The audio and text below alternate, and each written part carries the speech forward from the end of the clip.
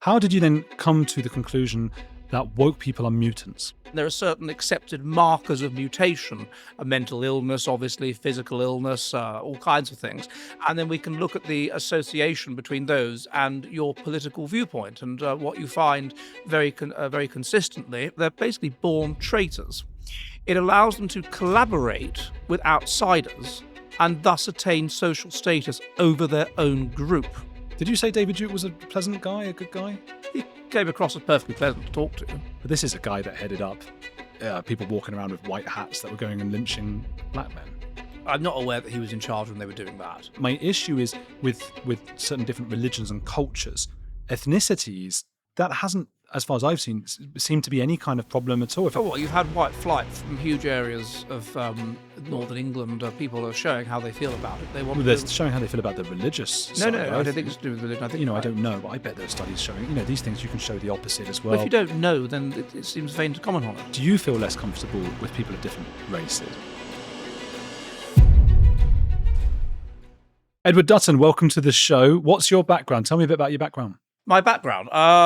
Well, I was born in Tooting in 1980, and then I was brought up in Wimbledon, and parents both art teachers. What's your educational I went to Durham University, and I did theology, and then after that I didn't know what on earth to do, and I ended up doing a master's degree, which quickly became a PhD in divinity at Aberdeen University. And my supervisor, who was a New York rabbi, took the view that it was such an interesting topic that I was upgraded from master's to doctorate. So I just spent 6 years, the whole thing. So I had a PhD by the time I was 24. And that was on fundamentalist Christian students. So when I was undergraduate, there were two cultures. There were two new cultures, two culture shocks. And the first one was public school boys and that whole culture of wearing these things with no sleeves, whatever they're called, and collar up and all waistcoats. Waistcoats with no sleeves. Puffer jackets with no sleeves. I don't know what they're called. I can't remember what they're. Yeah. And all that sort of thing. And people saying to me, Ed, do you want to come and help us kill some of God's creatures? And me being more middle class, saying, no, I think it's a bit cruel. And then the other one was fundamentalist Christians. And I found it amazing. They were some of the kindest, loveliest, most friendly people I've ever met. But also they didn't believe in evolution, and some of them didn't believe in dinosaurs and whatever. And I found this extraordinary and got to know them very well. I was very interested in it. And so that was the topic of my doctorate. And then when I was doing my doctorate, I met my future wife, who was from Finland and who was an exchange student at the University of Aberdeen. And then she got a job in Finland as a vicar. And so then I moved over and I started off as a journalist for an English language newspaper with some other academic stuff on the side. And then things sort of developed from there. And I moved from writing about sort of anthropology, really, sort of field work on religion and on Finnish culture to realizing that a significant component of these differences was to do with genetics and evolutionary psychology, which I hadn't, of course, been taught at university because of the division that you have between humanities and science. And so then I got into researching that. So that's as packed a summary as I can give you. So, right, you have this rich background in theology and religion and anthropology and all of these things. How did you then come to the conclusion that woke people are mutants? I think that's a bit of a simplification, but well, I agree, but go on. But basically, how did I come to that conclusion? Well, it was first of all, I was researching the subject of intelligence, and then from intelligence, I was researching personality psychology, and then from there, it takes you down into the issue of selection and selection pressures changing over time. And from then you start looking at the relationship between political viewpoints and markers of mutational load, markers of mutation. I mean, that we were under harsh Darwinian selection until 1800, basically, and then child mortality 50%. It's now collapsed down to less than 1%. And so there's been a massive buildup of mutation. And there are certain accepted markers of mutation. Paternal age is a marker, is associated with mutation, elevated mutation. Left-handedness is associated with elevated mutation, a mental illness, obviously, physical illness, all kinds of things. And then we can look at the association between those and your political viewpoint. And what you find very consistently is that being conservative in modern Britain is associated, which is interesting because it's a sort of left-oriented society culturally in a lot of ways. If the left's values are to do with equality and to do with harm avoidance as opposed to do with group orientation and sanctity and tradition. Those that have those values, which are highly heritable in the region of about 0.6 heritable, it's associated with being having a more asymmetrical face, with being among men physically shorter, with being among men physically weaker, with mental illness, particularly depression and anxiety, with physical illness, with being less likely to get over cancer. This is conservatives. No, you say? liberals. Oh, liberals. With left-wing people. But symmetrical face. You say? Less symmetrical Oh, face. less symmetrical. Okay. So all of it is, as a face is a very good marker of genetic health. Che Guevara was quite good looking. Well, that's why I said that it's a slight simplification. So in general, we're talking about correlations here, but in general, all of these different markers of mutational left-handedness, for example, we're meant to have a slightly asymmetrical brain. If you have a very asymmetrical brain, i.e. high mutational load, you're more likely to be left-handed.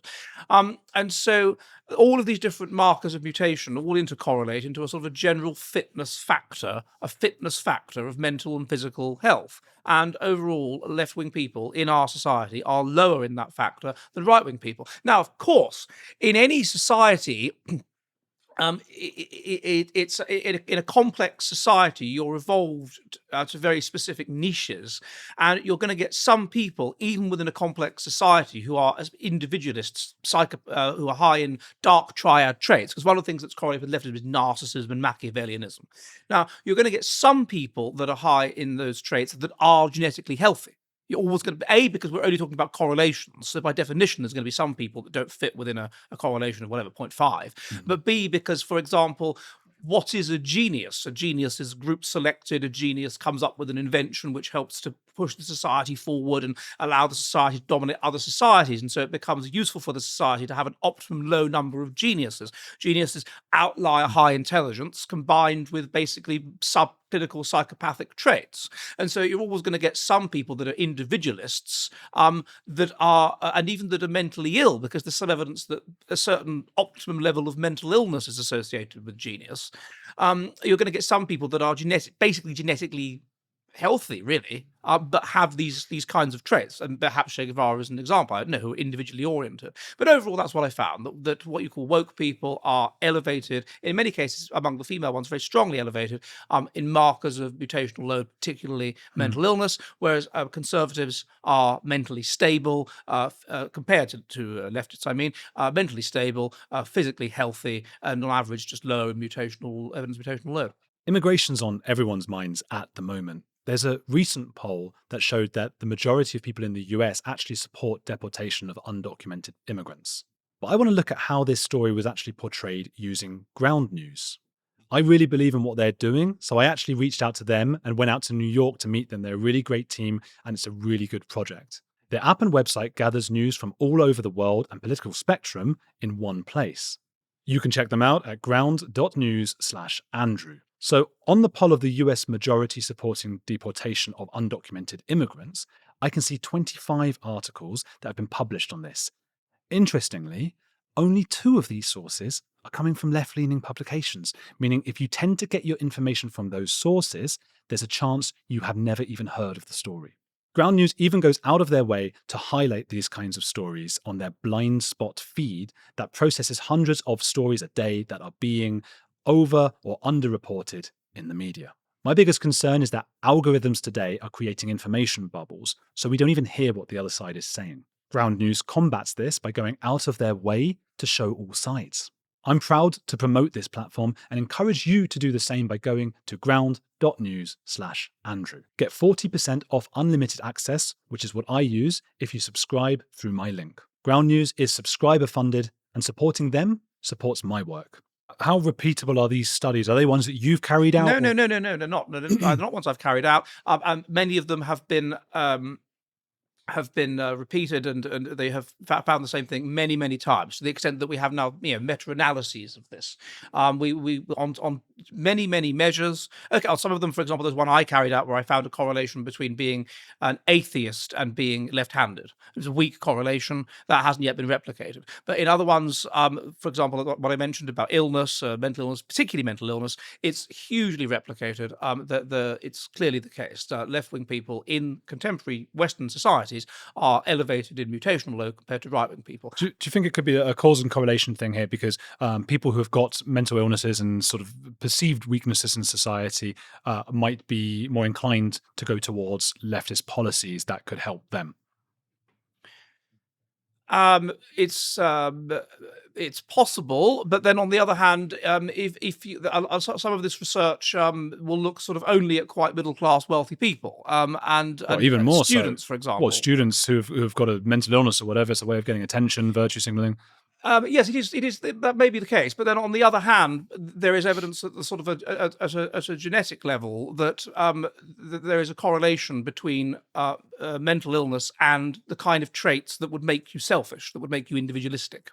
So we're causing correlation here. That's the difficulty. Well, no, but you have a genetic. If you have a genetic correlation between being essentially selfish and looking out for your own interests and mental illness, then what this is telling you is that these people will perhaps in a right wing society do the opposite, and we have evidence of that actually. That you get a lot of these people who are high in social anxiety in a right wing society, they're very right wing.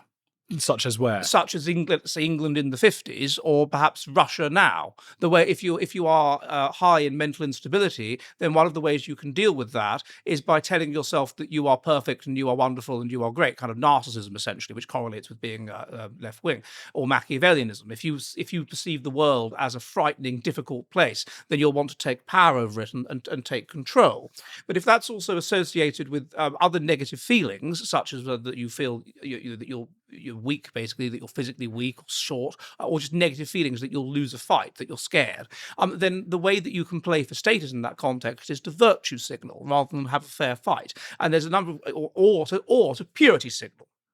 And so you would expect them and you see this in a left-wing society to virtue signal, i.e. to signal about equality and harm avoidance, and people that would be high in social anxiety, as we see, then do that, and that's the woke. But then I would think that you could get the reverse of that, which is that those in a right-wing society, if you want to play for status, like Victorian England, you would purity signal. You would signal about how sexually pure you were, the church lady, that sort of thing. I see. And that's why Jim Goad, who is a writer, has talked about the woke being the new church ladies.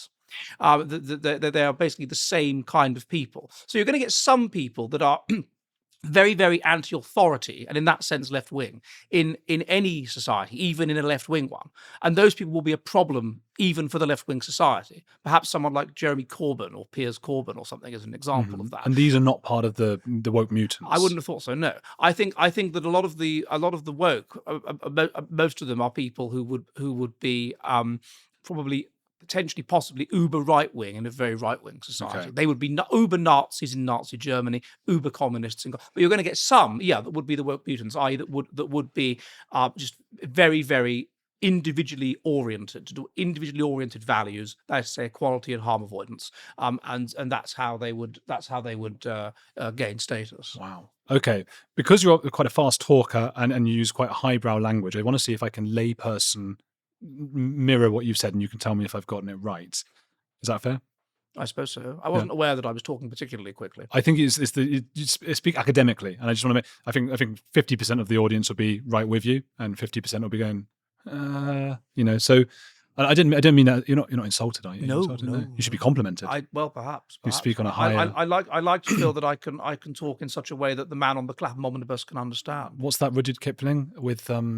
You can talk with crowds and keep your virtue, or walk with kings, nor lose the common touch.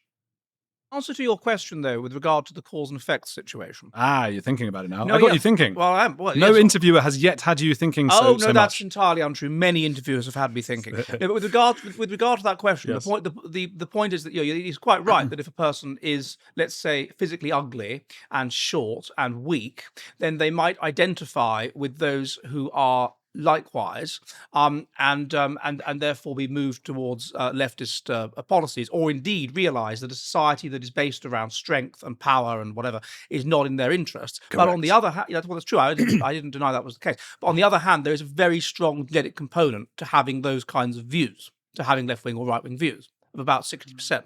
Yeah. So this would be consistent with the fact that, yes, you're right. It's no one's saying it's purely genetic, but there's a very strong genetic component to it. And if anything, it's more genetic than it is environmental. Yeah. But the genetic bit makes them perhaps weak or perhaps not do as well in life. And as you said, in a certain society, that might make that person go right wing. It might make them go left wing. Well, that would vary. So there would be some, I think, on the extremes, and perhaps this would be highly genetic. That's interesting. It would be. Because if you think that this society is a very left-wing society and it's pushing people in, I would think, a sort of maladaptive direction. If anything, it's encouraging people to not have children. It's encouraging people to wonder what their sexuality is. It's encouraging people to have themselves sterilized when they're teenagers or whatever because they're not sure.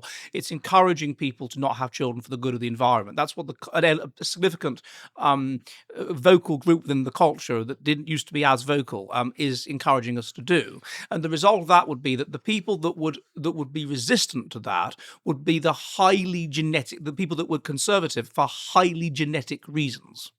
They would be resistant to it only. Those that would be conservative for much more because of the environment that they were placed in, they would be much less resistant to it. So it would be the more environmentally sensitive that would be sucked into a society that was more left-wing or a society that was more right-wing. And it would be the less environmentally sensitive. It would be the more genetically hardwired that would stand up against it. So you're going to get some people that are going to be right-wing just for that's their environment, they're right-wing.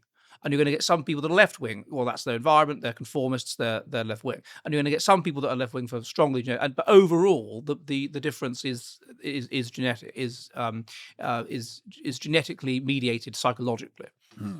Okay, so then to reiterate, I think, to summarize, some people are born with weaker elements genetically, which has been shown time and time again in tests, I believe. And those people tend to have more woke, not necessarily left-wing, like someone like Corbyn, who's a bit outside of that group, but woke leftist views, which I suppose could have been also the Bolsheviks back in the day, or the Stasi, or as you say, in a right-wing community, could be someone who's super right-wing. And I suppose we're debating over whether that's something about their genetic makes them uniquely woke, or if it's something about, hey, if you do have these issues, it makes sense that you would. Well, I suppose that is what you're saying. Really, are we saying the same thing? That if you have these issues that are genetic issues, and because of that you float towards an extreme. So the idea would be that you would have, with the collapse of Darwinian selection, what we were selecting for, from what we can work out, is obviously mental health, physical health, intelligence. So that's a bit of a complex point, and basically to be optimally conservative and religious. And that is to say that you're in a battle of group selection against other groups. We are pack animals, but we have to rise to the top of our pack because in prehistory, only about 40% of men passed on their genes. And so you have to have social status to get along. So we're evolved to want that. So you have these 5 moral foundations. You have the group-oriented foundations of sanctity, which to some extent is about keeping out foreign things and foreign novel pathogens and whatever. So it sanctifies that which is good for the group and it taboos that which is bad for it. And you have being loyal to your in-group, and you have obedience to authority. These are really interesting points, by the way. Can I get you sort of just slow and just to explain, because I'm really interested in what you're saying about, because I'm fascinated by evolutionary biology as well, and I don't want you to skip past those bits. All right, okay. So sanctity. So sanctity is does correlate with the other group-oriented foundations. Is this slow enough? Yes. It does correlate with the other group-oriented foundations. Yes. I feel like I've had a stroke. And it's so a significant component of it would seem to be keeping out that which is bad for the group. And the example of that could potentially be foreigners, because they could carry novel pathogens that the group is not used to. And it tends to sanctify that which is good for the group, and it tends to taboo that which is bad for the group. Okay. Then you have in-group loyalty. That's obvious that you in computer models, the group that is high in positive and negative ethnocentrism tends to dominate the grid in computer models, as opposed to other permutations of that. Then you have obedience to authority, which is obviously useful ultimately in any military situation. And so those are the group-oriented moral foundations. This is Jonathan Haidt's idea. Interesting. And then you have the individually oriented ones, which is that you are in favor of equality, because if you're in favor of equality, then you, as an individual, particularly one that is low in the group hierarchy, will get proportionally more. And then you have harm avoidance, because obviously if you as an individual avoid harm, it's a selfish thing to want to do. And conservatives have been shown to be about equal in all 5 moral foundations, whereas liberals or left-wing people are very low in the group-oriented or binding foundations, and very high. I can't get used to talking this slowly. And very high. It's really interesting. I can follow easy. And very high in the individually oriented foundations. I see. And this has been replicated again and again and again. There are certain nuances to it, but that's basically it. Now, another thing that you find is a difference in your perceived moral circle. So people who are conservative identify, it's almost like the world is a series of concentric circles moving out from self. So they identify with their family over their kin over their ethnic group over their race over their species, and so on.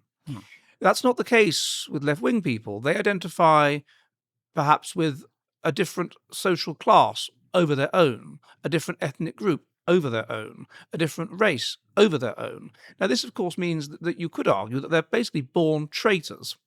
It allows them to collaborate with outsiders and thus attain social status over their own group. Right. There are many examples of this. We're talking earlier to your Polish assistant, and in Eastern Europe you have a director, indeed. And in Eastern Europe you have this peasant culture where there was a sort of national awakening at various points based around lauding as the essence of the nation the culture of the peasant. A good example would be in Estonia or Finland. Inevitably, the people that were in charge of that national awakening were not Estonians or Finns, no. They were members of the dominant ethnic group, the Baltic Germans or the Swedish-speaking Finns, who were upper class, but who collaborated with the other ethnic group to gain status over their own group. So that's an example. So a good example would be someone like George Galloway, who's Scottish, of course, but he identifies essentially with Palestinians and with other Muslims, and thus gains power over other British people via that form of collaboration.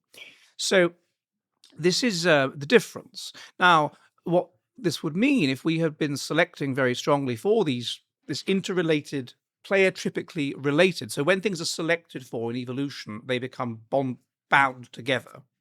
So, for example, women sexually select for intelligence in men because they sexually select for socioeconomic status, and they select for height.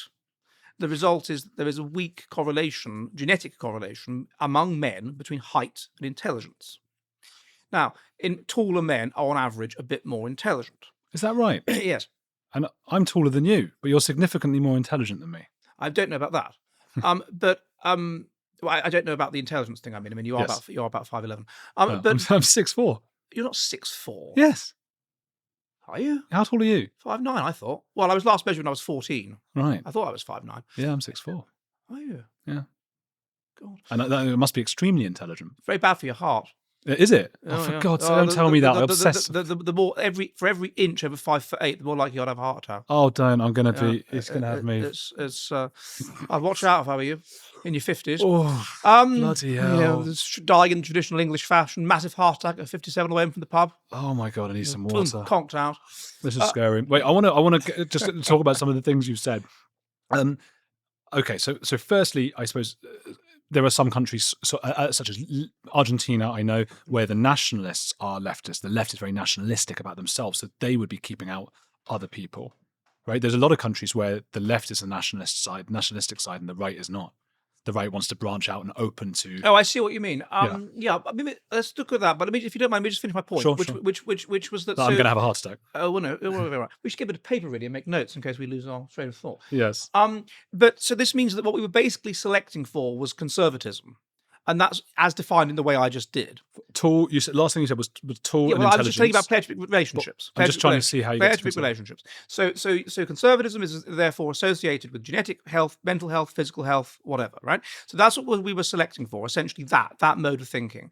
And we were under very harsh selection. So that means that once that selection collapses from 50% child mortality to 1%, then there's going to be a huge buildup of mutation in the direction of against that. That's not to say that you're not going to get right-wing people that are high mutation. You probably are. For example, I don't know, people that are schizophrenic and into conspiracy theories, or psychopathic. Incels. Incels, exactly. But in general, the direction is going to be mutation will be associated with deviation from what we were selecting for, which is basically a sort of fitness factor, including in which is conservatism, with the result that you would expect left-wing views, i.e. being individually oriented rather than group-oriented, i.e. being left-wing, to be associated with a high mutational load. And eventually, the society would they would reach a tipping point. It's been argued that 20% is a tipping point in groups, when it's seen that the new up-and-coming worldview is the in thing, and then people start to very quickly tip over to the new view, particularly among the more intelligent, because intelligent people are good at norm mapping and forcing themselves via effortful control to believe in the dominant set of values, and then tip over into left-wing values. Now, once that happens, then it starts to get interesting. You get runaway leftism, not least because there is an asymmetrical empathy. People that are conservative can sympathize with left-wing people because they are into equality and harmonies as well. But left-wing people cannot sympathize with right-wing people. So you then get runaway liberalism, runaway leftism, until it reaches absolute chaos, until ordinary people feel threatened, until and then you get a backlash, as perhaps we are seeing now with regards to trans issues and so on. And on it moves, and more and more, and it becomes more and more extreme, and more. It gets to a point, perhaps even where it's like maladaptive. So where we shouldn't have children in order to signal our virtue or whatever. And then it's going to be the people that are the highest in mutational load that are going to be sucked into that first. And as it carries on, more and more people will be sucked in, and it will only be those that are genetically resistant to it that will be likely to resist it. Which is why that when we look at who is having children, it's two groups of people: the low IQ, that those people are bad at norm mapping, they are bad at effortful control, they don't imbibe the dominant culture very well. So in a right-wing society, the people that were like a conservative Victorian England, it was the people that were of low intelligence that were the least sexually puritanical, that were the least, in many ways, the least right wing. Yeah. And then we have the opposite in many ways today. So that's why being working class or whatever is associated with voting for Brexit and that sort of thing. And so them. And then on the other hand, it's if you control for intelligence, it's just religious people and conservatives that are passing on their genes. So this becomes a selection event. Wokeness becomes a selection event whereby, in a way, the gene pool is purified of mutant genes. Do we then have to be careful about framing this? I mean, I do a lot about woke culture because it drives me mad, and I think it does you as well. But framing this as a woke issue, and I think am I right in saying what you're saying really is, by woke in this instance, is in any given society, people who unthinkingly go towards what is the mainstream idea or the popular idea of the moment. So with the Nazis, it would have been Nazism, for example, and right now it's this woke stuff. Those are the people who tend to have these genetic issues. No. At the extreme leftists, people like Andrea Dworkin, Don't know. Ugly feminist philosopher, Right? Very high mutational load. Yeah. Not going to pass on their genes. Very high mental instability. And if those people are quite intelligent, which can happen, Yes. then of course they're going to lead the society in an anti-hierarchical, anti-establishment, anti-conservative direction.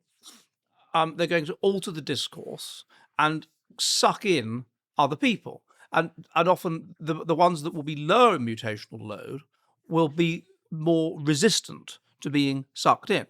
Now, you might then get some people who are perfectly genetically healthy, but are high in, let's just conformism, let's say. Yeah. And they, even though they are quite healthy, will be sucked in. But I would suggest that if they were sufficiently genetically healthy, that conformism would be counteracted by certain conservative instincts. and so they would be perhaps less likely to be sucked in. But So in yeah. that sense, only the, as it were, the normal pre-industrial population, those kinds of people, the descendants, those people would be would survive an environment which is pushing them, which is telling them, it's pushing them along a maladaptive roadmap of life and telling them to not have children and so forth. It would only be the genetically very healthy that would survive that, and they would be very likely to be right-wing and conservative, and to varying degrees others would be sucked in. But you can, of course, get people that are relatively genetically healthy, like Justin Trudeau or whatever, but who have narcissistic traits. And even in a society like the society of 1800, you're going to have some people like that. Yeah. Because you need to have genes like that in the population, not least to produce genius. Yes. Or indeed to produce people that will lay down their life for the society. It's been shown that the kind of people that are prepared to lay down their life for die in battle for, are high in psychopathic traits. Yes. So you do need some people like the optimum small number. So you're going to get some people that are healthy but are highly socially conformist, let's say, and who will be sort of Adam Rutherford types. Okay. So you're going to get people like that. But broadly, what you can see wokeness as a sort of angel of death that has to happen in a society where there is essentially really, really relaxed selection pressures. So everyone is increasingly genetically unhealthy. Now, if that goes on forever, then you get to a point where next time some massive volcano goes off, of the kind that ended the Bronze Age, or of the kind that ended, or the climate change that ended the Iron Age collapse, or whatever, then everyone's so unhealthy that we all die out. But the only people that are left are the Andaman Islanders, or people that aren't on the grid because the whole of civilization collapses. But no, this means that we're going to move back potentially towards being healthy. So I see it almost as an adaptation. And I wonder, there hasn't been much of a development of wokeness in East Asia. They're just dying off. And I wonder if that's because their gene pool is very small and they don't produce much per capita genius. I've done a study on this with my Japanese colleague, Ken Yakura. They don't produce much per capita genius. Why? Because their intelligence, although they are more intelligent than European people, they have smaller gene pool. The intelligence range is narrower. They have very low levels of psychopathology. They don't have many geniuses, therefore, or many people are very low criminal types. And I wonder if they don't produce wokeness. It's not something that they can manifest because their gene pool is just not big enough, and so they perhaps die off. It's an interesting possibility. It's a hypothesis, isn't it? But I suppose the other, it might just be they've got really cool video games and different leisures and activities they're interested in. I know that might be simplifying things a little bit. I just feel like I'm with you in a lot of what you say. It just feels to me, and that's a feeling. I've not done the studies, but I've got to push back without. I can't go and do the studies every time. But it just feels to me that while that's true that those who might have a lower IQ might be easily swayed and go in one particular way. High IQ swayed. High IQ swayed, and people with low IQ. Because what we found is that people who have high intelligence are very good at are more socially conform. It predicts social conformity within the normal range. I see. High intelligent people are good at norm mapping. They have good self-control. They are able to basically force themselves via effortful control to believe what is useful in order to attain the related social benefits. Right, but then they're teaming up with people who've had sort of, you describe as sort of mutated or not entirely there in their perhaps yes. Yeah. Well, is it not true? Any society could that not be, again, Nazism, Mussolini? Could they also be going that way? Because that, as you say, that's how you would signal your virtue. I think that's a good point. I think that, so what we found, there's a number of studies on this that remember that we were saying that we're selecting for conservatism. And conservatism is that you are relatively high in all 5 moral foundations that I mentioned. Now, people that are of the extreme right, they are high in the group-oriented foundations and low in the individually oriented foundations. Like, they absolutely don't care about equality or harm avoidance. Now, I would think that would, to some extent, to a lesser extent perhaps, but to some extent also be associated with mutational load. And what you mentioned earlier, therefore, about incels and that kind of movement is perhaps relevant to this. So what some studies have found that you have this dark triad Yeah. of interrelated personality disorders: narcissism, which is entitlement and grandiosity; Machiavellianism, which is that you're power hungry and so forth; and psychopathology, which is that you just have no empathy for other people and you exploit them and all this sort of, that's simplifying it, but that's roughly it. Sure. Okay. Now, what some studies have found is that the left, I emphasize in Western samples, are high in narcissism, which makes sense because if you the narcissism often develops because you have fundamental sort of insecurities, and so then you create this narcissistic false self which tells you that you can imagine that you're morally superior to other people, you're better than them. And so how do you get narcissistic supply? Well, it's via being more left-wing than the last man in left-wing society, and people are complimenting you and telling you you're great. Machiavellianism, which is to do with getting power. How do you get power most easily in a left-wing society? It's by being more left-wing than the last man in a careful kind of way, game playing kind of way. Now, if you're high in psychopathology, this seems to be associated with being extreme right wing, alt right sort of thing. And I think that makes sense because people that are psychopaths they are adapted to an ecology of risk. And they like upsetting people. They enjoy upsetting people. How do you upset people? You're far right. They like risk and instability and danger. How do you get that? You're far right. And you have this sense of excitement and all this, right? And that's what they thrive off. So that is associated with being far right, not far left. And so I think that those people as well, and that makes sense in terms of Nazism, because it seems to me that if you look at the individual analyses of a lot of the Nazi leaders, these people were messed up. Okay, and these people were probably high in mutational load, but in such a way that they were psychopaths. And then, of course, once they got power, then that's going to attract the typical narcissistic types who would be communist apparatchiks in a communist society, but it's a Nazi society, so they're Nazi apparatchiks. I see. So it feels to me then, and I'm only trying to sort of play devil's advocate here, that it's both sides. Anyone who goes too far extreme on one side. Yeah, sure. But the point is that what we were broadly selecting towards was conservatism under harsh conditions. Sort of a centrist conservatism. I would expect conservatism. Yeah. I would expect the bulk of the deviation, therefore, to be in the direction of leftism, and that is what you find. That the correlation is not. It is leftism, and in particular, that is mainly associated with high mutational load. There would be deviation in the other direction, but it would just be less pronounced and less sort of noticeable. But certainly there is. And I did a video about this recently, which upset a lot of people, where I talked about purity signaling. Yeah. And I said, well, it's just clearly the case that you get these online keyboard warriors who are everything, in my own stuff, everything that they say. It's, why didn't you mention the Jew? Oh, the Jew, everything, like everything. I once interviewed on my channel a guy called David Duke. He was a very intelligent guy, except in so much as the head of the KKK. I did, or former head of the KKK. And I got to a point where I said to him, is there any question I could ask you that you wouldn't steer back to the Jews? And then he thought about it, and he thought, no, not really, no. So did you say David Duke was a pleasant guy, a good guy? He came across as perfectly pleasant to talk to. But yeah, well, that's a different thing, isn't it? I mean, psychopaths. I can't tell you any more detail than that. But what do you mean you can't? Well, I don't know the guy. No. I don't know. I've just spoken to him online for an hour and a half. I think. I mean, look, you and I are the same in that I think we don't want to moralize and assume that we're morally better than another person. So I try as hard as I can in my life not to do that, right. and because it's just annoying and it's a boring thing to do, and we're often wrong. But this is a guy that headed up people walking around with white hats that were going and lynching black men. I'm not aware that he was in charge when they were doing that, but he certainly headed an organisation that was known for doing that. Yeah. So, as I say, honestly, I've read his autobiography, but it was a long time ago. It may well be the case that he has markers of subclinical psychopathology.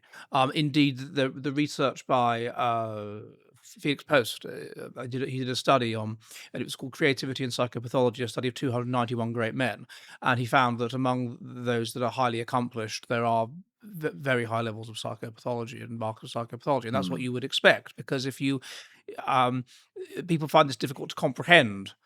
Some people do, I don't know, but if you put yourself in a position of prominence then you've got to be able to accept people slagging you off. You've got to be able to accept people hating you. You've got to be able to accept all kinds of unpleasant stuff. What does that suggest about you and me in the Well, jobs we do? we should be. I mean, I'm going to this conference tomorrow on narcissism. Yes. And so the guy that runs it is it Richard Grannon, is Richard it? Grannon, yeah. He's been on the show. He's Has a he? good friend of mine. He's a good friend of mine as well. He's an even better friend of mine. He's my 12th cousin. He's my Lover. gay lover, yeah. Yeah, yeah. Shout out to Richard Grannon there. If people don't know, Shout out to Grannon there. He's a gentle lover to this man. Yes, he is. He gentle. He is. Gentle. He whispers Gentle. sweet nothings in my ear. But he's anyone, if you haven't watched already, go back to the episode. He's I've done not with gentle him. when he gets started, but once he gets into Oh it and his gosh. dominance is accepted, then I hope you enjoy seeing Richard. then he's I will, not as much as you did, obviously. Oh God. He obviously, he's helping people with narcissistic recovery. This is the sort of thing that he does, you see. Yes. But in many ways, one suspects he is the wounded healer. As this Henry Nouwen, this concept, the wounded healer, this idea that if you've been through trauma yourself and you can help others through it, and that's perhaps he's been through narcissistic abuse himself. But I'm afraid like attracts like. And that was, I think, one of the really fascinating. There's a lot of research on that, genetic similarity theory and all that. People who are narcissistic Do you think Richard Grannon might be a narcissist? Oh, for sure. Well, no, I didn't. I asked him that. Full on narcissist, but certainly he has narcissistic trait narcissism. He admits that openly. Yeah, I'm not at all surprised, and I think that both of us almost certainly have narcissistic traits. You and him. And you, Oh, God. and that's why you get yourself into positions where people are watching and people are recognizing you and all this, and people are admiring your work, and there is a degree to which that's motivational. People enjoy that. You like that. One likes that. And so I think that's certainly true. I think that anyone that is going to be, if you can, once you get intelligence a factor in attaining achievement or socioeconomic status, then you look into the other factors. Now, if it's with not the kind of person that becomes famous, but the kind of person that becomes just sort of eminent, then that's associated with general factor of personality. That is to say, agreeableness, conscientiousness, low neuroticism, being a pro-social person. Low eroticism. Neuroticism. Oh, sorry. But once you get to people who have who become quite prominent, famous even, then they're original, those kinds of people, creatives. Yeah. Then you've got to think about the fact that if you come up with a new idea, if we think about genius, specifically genius, what's going to predict doing that? Well, the evidence is that it's moderately low agreeableness, low conscientiousness, high neuroticism. So it's the opposite. It's antisocial traits. Why? Well, because if you are low in agreeableness, let's say you have autistic traits, you don't understand that your new ideas are going to offend against vested interests. You're just focused on the truth and on systematizing and on coming up with new ways of doing things and making connections and so forth. You just don't understand that it's going to offend people. If you're subclinically psychopathic, then you won't care that it will offend people. In fact, you might quite enjoy tickling them up. I think, okay, so here's a question then, because I understand about a lot of this being genetically related, and it's a really interesting theory, and I'm starting to see that. However, a lot of people, of course, change and move from left to right in their lives. A lot of people are changed by environmental circumstances. I probably wouldn't be doing this if, when I started, I was making more documentaries about. No, for sure. They're only, but that's you can. If I finish what I was saying about genius, then agreeable. So that's agreeableness. Then conscientiousness. That's rule following and impulse control. Now you may notice that if you've ever taken, I don't know, cannabis or something, that you have moments of perception. You see these patterns that you wouldn't otherwise see, perhaps. Okay, well, that's because your conscientiousness is reduced by the cannabis, and so it's the same way that for some people, certain things are just unthinkable. But if you're low in impulse control, low in rule following, then you can think outside the box, come up with original ideas. And then neuroticism seems to be relevant because if you're neurotic, you're constantly worrying and therefore constantly thinking. One. Secondly, you're not happy with the world, and this makes you want to make sense of it, to in a way take control of it. And then finally, extroversion, or at least a trait of extroversion, which is sensation seeking. It gives people a high to solve their problem and come up with something original. They really feel something. I relate to that. So do I. And so these things kind of come together. And then if that's if that comes together with outlier high intelligence, then you have the genius type. Now, there's a degree to which other creatives in the arts or whatever are going to be a bit like that. They're going to be they're going to be relatively like that within certain checks and balances. And so obviously, narcissism is it's what's it associated with. It's basically extroversion and low agreeableness and aspects of low neuroticism. That's the essence of the narcissistic personality. Okay. And so you can see that narcissists are going to get with. Once you control for intelligence, are going to do quite well. And I would and because narcissists sexually select for each other, I mean, it's genetic, they literally are going to find each other attractive, then of course narcissists are themselves going to find themselves subject to narcissistic abuse. They're going to be very interested in narcissism. And so I'm going to start my speech when I go to this conference by saying, oh, it's wonderful to be with all these lovely narcissists. I like that. So I think there's a great deal of truth in that. My fiance might be offended. And if she is a narcissist, she'll be very offended, I suppose. Well, if she's a vulnerable narcissist, particularly, they get very offended, the vulnerable women ones. I'll make sure to remind her of that. So for a lot of this to work, we have to go along with the idea that politics, to an extent, is inherited. Is there a lot of evidence to suggest? Because I'd always thought, oh, people, Rage Against the Machine, my parents are right wing, I'm going to be a big lefty, and so on. Yes, there is. The evidence is that from twin studies of identical twins and twin adoption studies, is it's something in the region of 0.6. What does that mean? So it's about 60% genetic, right, for what's in the right. environment. So it's not huge. That's a simplification, but that's roughly what it means. It's significant, but not huge, is it? No, it's pretty big. By psychology standards, it's big. Okay. And so that doesn't necessarily mean that you vote for the same political party. But it's whether you're broadly conservative or broadly liberal left wing. The moral foundations themselves, which I mentioned earlier, those 5 are about 50% 0.5 heritable, something like that. So you're seeing how this works. So people end up that way, don't they? They start as students and they rage against their parents, and then 10 they years go later... through. That's interesting as well, because one of the predictors of political viewpoint is your the big 5 personality traits, Ocean. So we have these big 5 personality traits, and they're about 50% heritable. Openness, conscientiousness, extroversion, agreeableness, and neuroticism. And those that are high in conscientiousness, high in agreeableness, and low in neuroticism tend towards voting conservative, tend to be conservative politically. And those that are the opposite of that, i.e. people that are mentally unstable and selfish, tend to be left-wing. But there's going to be all kinds of variations in that. One of them is age. So these traits agreeableness goes up with age, extroversion goes down with age, conscientiousness goes up with age, neuroticism goes down with age. So basically this means that we become more conservative as we age. But there's this blip in late adolescence, i.e. when you go to university, that kind of time, where it reverses. So you're getting more intelligent still, because that goes up with age till about middle age. But then you become essentially more antisocial and more mentally unstable. And it's been suggested that helps you to break the bond with the parents, which you'd have to do at that age, to strive out into the world on your own, where you need to be confident and things like that. And perhaps also with females to make them more kind of concerned about the kind of man they're going to get, that sort of thing. And also with men, perhaps because that's the kind of age when they're going to be fighting for their tribe and they're going to have to do psychopathic things and kill people. But whatever, there is that. And so you would expect a rebellion to occur at that age. Which makes sense, but then it reverses by the age of about 30, and then your frontal lobes fuse, and then it's pretty fixed. Kind of what you are. Given this complex scenario that you paint, have you given much thought to a future and what that future? Have you ever seen that film WALL-E, when they're all sort of fat people who get moved around in chairs, and they're just lazy, and because computers do everything for them? Do you give much thought to the future? I give thought to the future, but I haven't seen a film called WALL-E. No.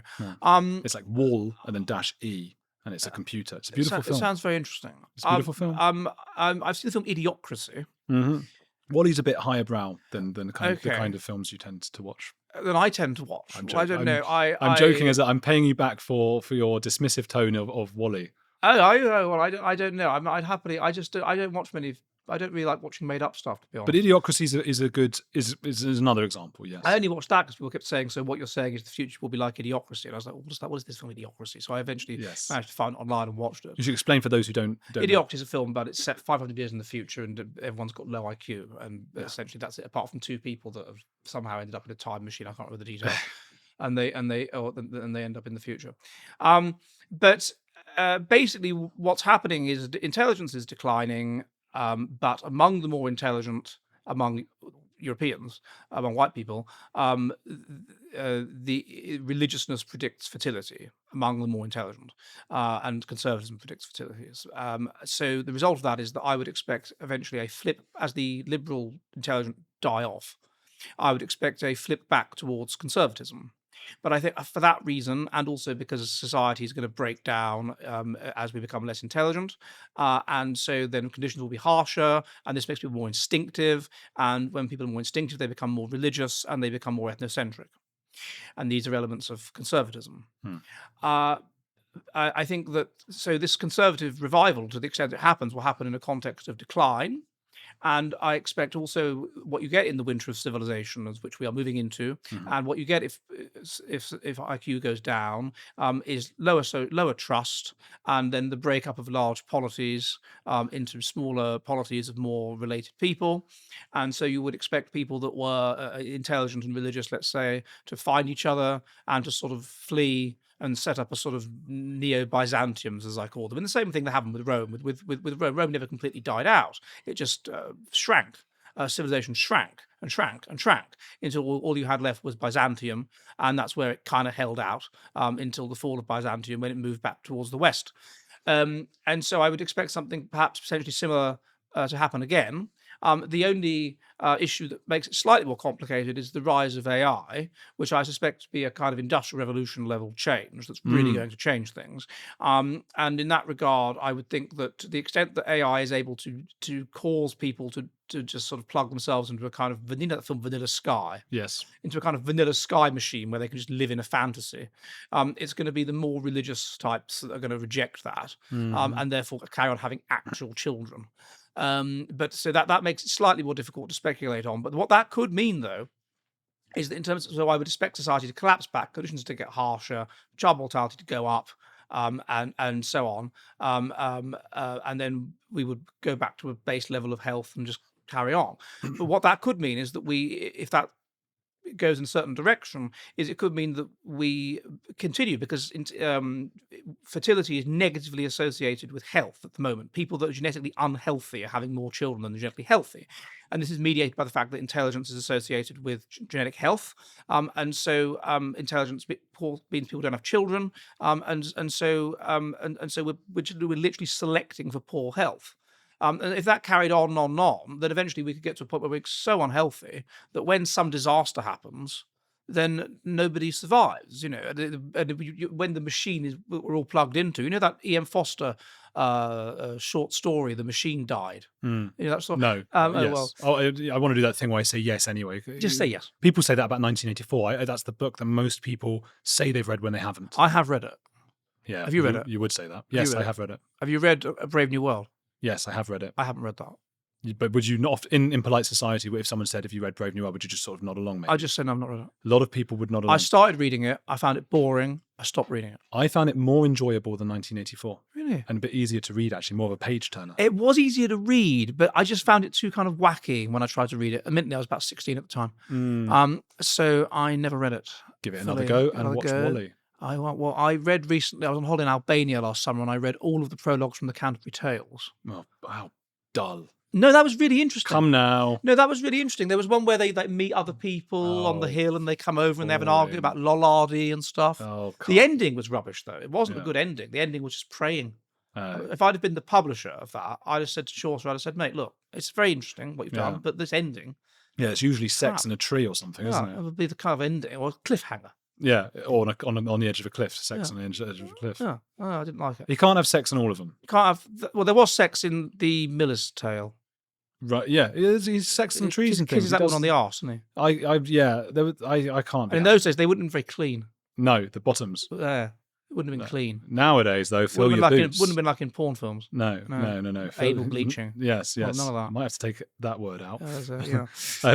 Yes. But tell me this. I got another question, just a side question here. Would you encourage compulsory voting? And I'm thinking more about the way that religious people are pushing forward, or particularly in Islam at the moment, in mosques and things, they are pushing imams, the imams are pushing forward their counsellors and things, and they're getting in. Well, this is a very interesting point. There was a very good book called Ethnic Conflicts that was published about 12 years ago by a guy called Tatu Vanhanen, who was the father of the Finnish Prime Minister Matti Vanhanen. Mm. And he got a lot of big data together, and he noted that the biggest predictor of ethnic conflict is ethnic diversity, i.e. in a country, i.e. 66% of it is predicted by ethnic. And democracies do not survive if they are multi-ethnic. Democracies have to be mono-ethnic. And once they become multi-ethnic, then you get people voting along ethnic lines, and eventually democracy and also social trust collapses, as Robert Putnam found in his research E Pluribus Unum. Social trust collapses because between the immigrant groups, but also among the natives, because the natives they fear rightly that some of their own will collaborate against them with the foreigners, as you see with George Galloway or whatever. It's that Hitchens thing, the barbarians only ever enter when someone holds the gate open for them. Right. But the ethnicities to me, it's, and again, I can only speak anecdotally. I don't have empirical evidence here, but it seems relatively, in the UK anyway, harmonious. My issue is with certain different religions and cultures, ethnicities, Jews, people, Christians, black people, all different ethnicities. That hasn't, as far as I've seen, seemed to be any kind of problem at all. You've had white flight from huge areas of northern England. People are showing how they feel about it. They're showing how they feel about the religious side. I don't think it's to do with religion. Even the likes of Tommy Robinson, his issue's always been with Islam. It's not been with. I think that there's a great degree to which it's race. I think that's just a front for it. I think that there's many studies on people like living with those that are genetically similar to them and of the same ethnic group as them, and there's many studies that have shown that. I bet there are, and I'm talking, I don't know, but I bet there are studies showing, these things you can show the opposite as well. If you don't know, then it seems vain to comment on it. Okay, well, I have seen time and time again that people in London tend to vote towards more kinds of lefty, diverse, I'm not talking about what people in London. I'm talking about how people move, and people tend to end up living in areas. There's research indicating that these left-wing people that vote for these are left-wing Londoners or whatever, they live in like white enclaves. They don't, and they make sure they do. In fact, a person that is left wing is no more likely to have a non-white friend than a person that is right wing. So this is just social signaling. Some of the most Democrat states in America, like Vermont, are some of the whitest. Mm-hmm. Scotland is far more left wing than England. It's 96% white. Well, all that shows is hypocrisy, doesn't it? It shows the hypocrisy. Precisely. It doesn't show that people don't. How they really feel. What you should judge a person by is not what they say. This is the problem with political correctness. You judge a person by that they outwardly state they affirm certain dogmas. You should judge people. Jesus taught us that. He made a couple of good points. This was one. That you should just judge people by their actions. You don't believe in Jesus. You're a secret atheist. I've read about this. You've read about this. Where did you read about this? That you have said that you're an atheist, but a lot of your followers might not be. I said that I believe in God sometimes. That's the honest truth. This is a cop-out. It's not a cop-out. It's true. It's believing in religion is associated with mortality salience. If you make people instinctive, they tend to become more religious. You're going to get some people who are, even in a normal society, even like in this kind of society where there's very little mortality salience, are going to be religious. So they're probably genetically highly religious, or sometimes they might have certain things like schizophrenia make you highly religious, or certain kinds of neuroticism that's associated with periods of religious fervor, or with extrinsic religiosity. But in general, most people are increasingly atheistic, I suspect, because we live in an evolutionary mismatch where we're not surrounded by mortality salience, therefore we're not instinctive, and therefore our religious instincts are not induced. They are induced in many cases at times of elevated mortality salience. Do you believe in God? No. Have you ever believed in God? No. Have you ever had a parent that's died or anything like that?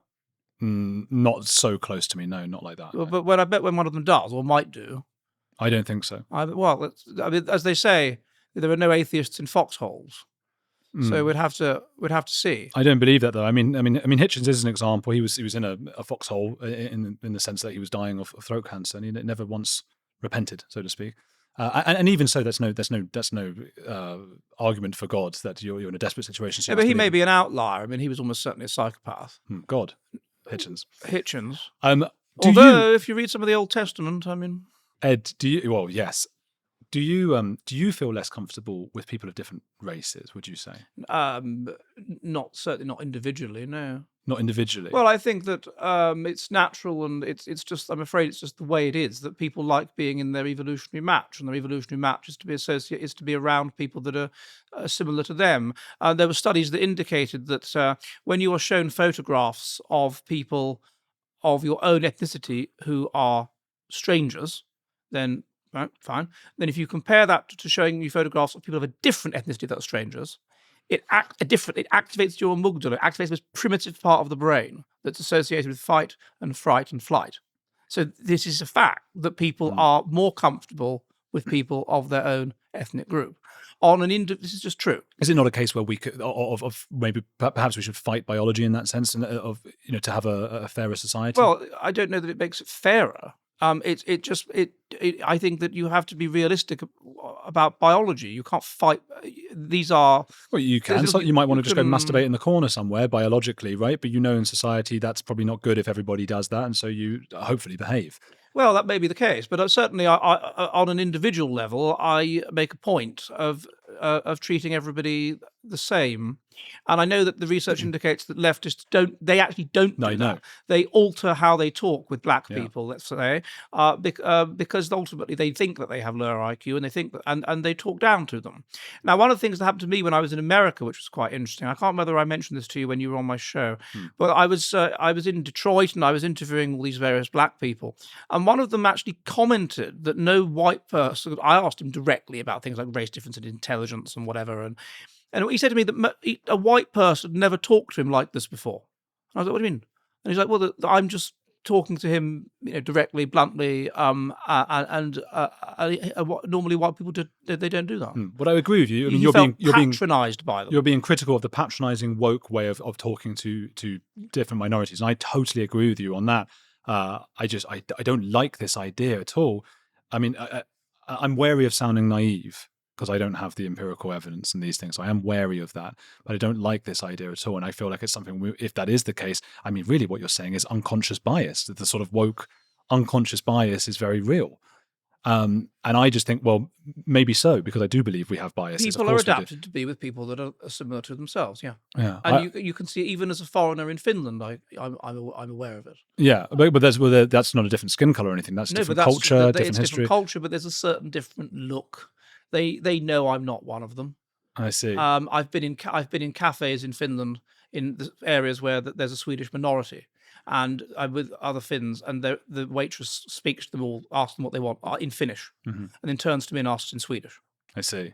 Because she knows I'm not. She can see. Sure, but if had you been born in that country, you would adopt the same cultures and even then, I think they would think I was, because of the nose. Because of the nose, quite possibly. I don't know. I certainly would like to think I don't feel less comfortable in areas of different ethnicities. But if you're talking about different ethnicities combined with socioeconomic factors and those kinds of things, maybe that does start. If it's a really difficult one, I think, with cause and correlation to prove anything here, because often minorities and people, they often are from lower socioeconomic backgrounds where there is more crime. But you can deal with that by just looking at brain scans and how people deal with photographs of just random strangers of different ethnic groups. Well, yeah, but they might feel that way because of how they've been made to feel based on their history. Yeah, but you wouldn't have some criminality with regard to, let's say, Jewish people or East Asians. There wouldn't be that association there, but it triggers the same sort of thing. So I think that it is something that it's built into us, and it's quite natural in any organism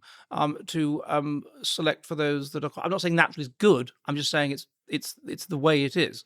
Whether it's a moral question is not really of interest to me. No, I'm interested in what is the case. I appreciate that about you. I think that I appreciate that about you, and you're not interested in the moral. You're interested in what is the case, and I think that is interesting. So at a one-on-one level, I don't see why anybody would have any trouble interacting with people of different races. I mean, why on earth would you? And I don't understand those. For example, I've had on my show a friend of mine, Lipton Matthews. He's a Jamaican researcher, and a number of people have objected to this. Objected to me having an intelligent guy on my show to talk about whatever we were talking about just because he was black. This is a concern. And I found this incomprehensible. And similarly, I had an intelligent person on my show to talk about whatever it was to do with politics who happened to be transsexual. And I found it incomprehensible that the reaction of some people, which was that, what's the matter with you? How can you have this pervert on this troon I've had the same thing when I've gone on, say, Tim Paul's podcast, where just the whole comments were Jew, he's a Jew, and all of that. Yeah, same thing. Yeah, I've had many Jewish people on my podcast, Hmm. and the same thing. I'm like, why? But what does that say? And I don't mean to sort of make you guilty by association, because I find that a terrible thing to do. But does it give you pause, considering that a lot of your audience? My wife says this kind of thing to me. She says that your research is sort of helping, backing up the prejudices of racists. And I thought, but I don't care. It's I'm looking for what's empirically accurate. Mm-hmm. And some of my research, a lot of it indeed, indicates that woke dogmas and everything to do with it, environmental determinism, historical determinism, whatever, is wrong. Mm-hmm. It's a dogma, it's not scientific, it's anti-scientific, and it's wrong. But some of my research comes to conclusions that people that are right-wing don't like. And that, I think, shows the fact that I publish that research rather than suppress it. Yeah.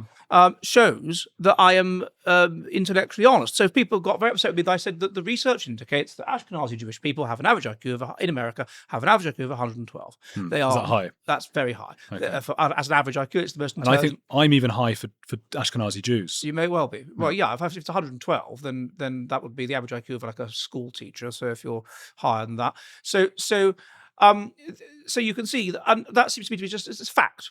And you get these people that are like that can't be true because that implies that the Jews are better than us. I'm like, no, it doesn't. It's not implying anything better or worse or anything. It's just a fact. And it's this fact value conflation that's a fundamental fallacy. And this autism.